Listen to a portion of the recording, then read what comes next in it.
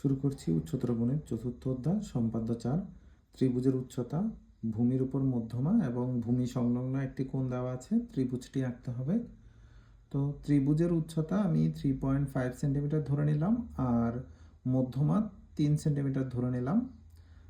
আর যে ভূমি সংলগ্ন যে কোণ দেওয়া আছে ওই কোণটা আমি 30 ডিগ্রি ধরে নিলাম। তো প্রথমে যে কোনো রশ্মি ভিই থেকে আমি প্রথমে বি বিন্দুতে বি কিউ লম্ব আঁকবো। তো বি বিন্দুতে আমি প্রথমে বি কিউ লম্ব আঁকছি। এখানে লম্ব আঁকবো, তাহলে এখানে লম্ব এঁকে নিচ্ছি।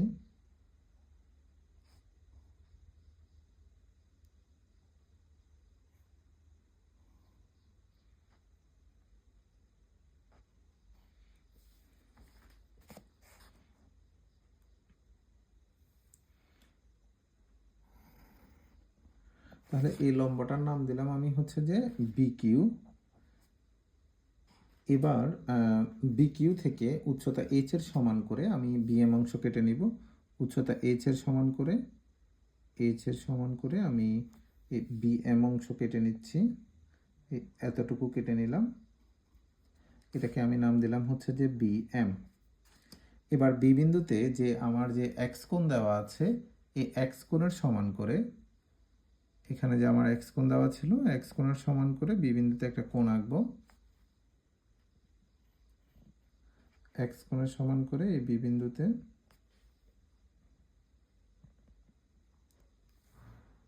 আমি ইবিপি কোণ আঁকবো।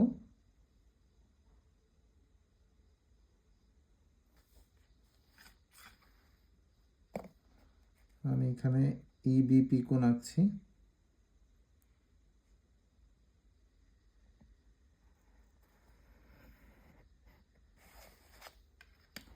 তাহলে এটার নাম দিলাম আমি পি। এবার এম বিন্দুতে আমি এম এন লম্ব আঁকবো। এম বিন্দুতে আমি আবার লম্ব আঁকবো, এখান থেকে 90 ডিগ্রি আঁকবো। এখানে একটা বৃত্তচাপ, আর এখান থেকে এখানে একটা বৃত্তচাপ, এখানে একটা বৃত্তচাপ, এখান থেকে এটা একটা বৃত্তচাপ। এম বিন্দুতে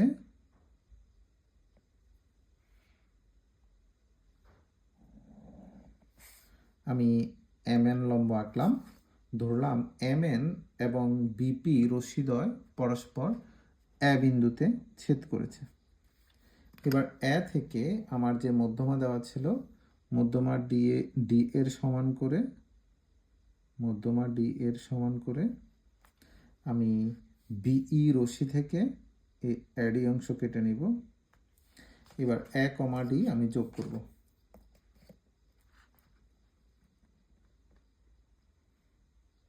এ কমা ডি যোগ করলাম। এবার এটা ডি ধরে নিলাম।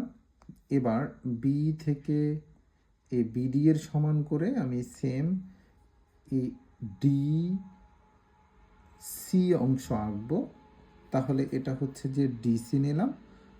এরপরে এ কমা সি যোগ করব। এ কমা সি যোগ করছি।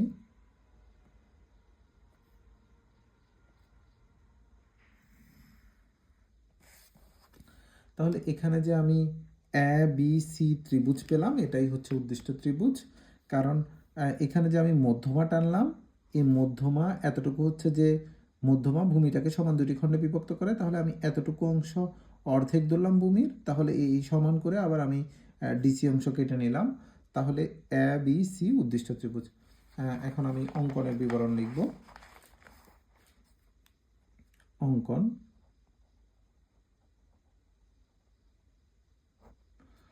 প্রথমে যে কোনো রশ্মি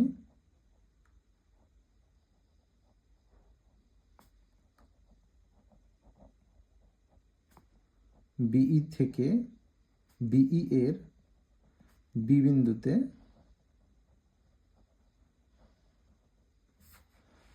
আমি বি কিউ লম্ব এঁকেছিলাম, বি কিউ লম্ব আঁকি।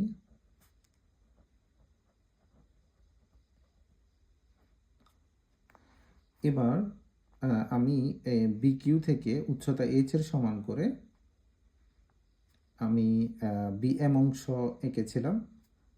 বিকিউ থেকে বিএম সমান এইচ অংশ কাটি।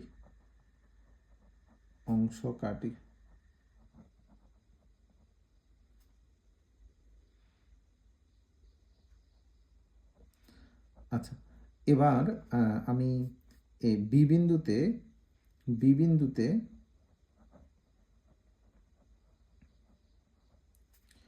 এক্স কোণের সমান করে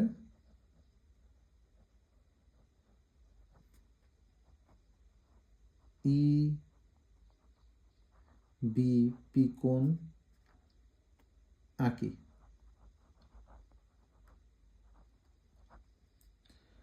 এবার এম বিন্দুতে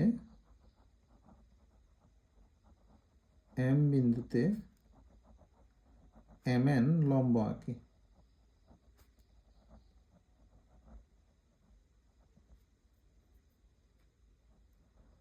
বিপি ও এম এন রশ্মিদ্বয়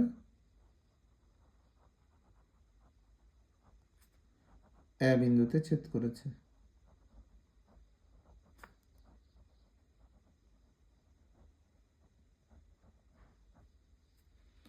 এবার এ থেকে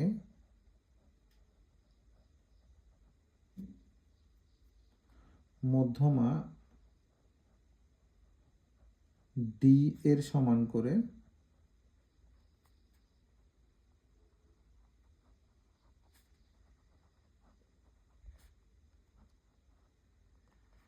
বিই এর উপর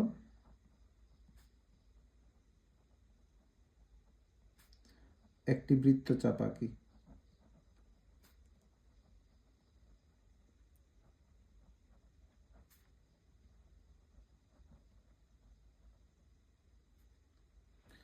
এবং ধরে নিলাম এই বৃত্তচাপটা বিডিকে ডি বিন্দুতে ছেদ করেছে। বৃত্তচাপটি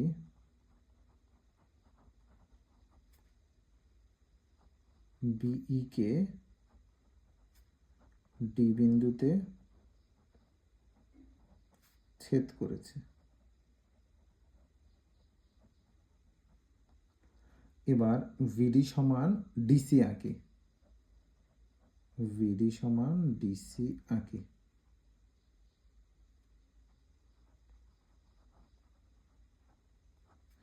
এ কমা ডি যোগ করি আর এ কমা সি যোগ করি।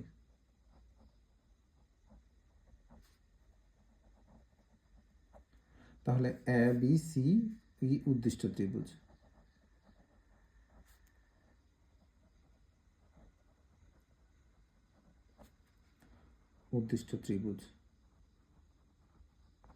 কেন এটা উদ্দিষ্ট ত্রিভুজ? কারণ এই যে এ বি সি আমি ত্রিভুজ পেলাম, এখানে আমার এক্স কোণ যেটা দেওয়া ছিল ওই এক্স কোণটা আছে। আবার এখানে এই মধ্যমাটা ভূমিটাকে সমান দুইটি খণ্ডে বিভক্ত করেছে। আর এই যে বিই রেখা, বিই যে রশ্মি আর এম এন যে রশ্মি, এই বিএমটা হচ্ছে যে তাদের ছেদক। তাহলে এখানে উচ্চতা যা, আমি এই ত্রিভুজের যেখানেই টানি উচ্চতাটা সেম হবে, কারণ সমান্তরাল সরল রেখার মধ্যবর্তী দূরত্ব সেম হয়। এজন্য এই ত্রিভুজের মধ্যে আমি এটা উচ্চতা কল্পনা করতে পারি।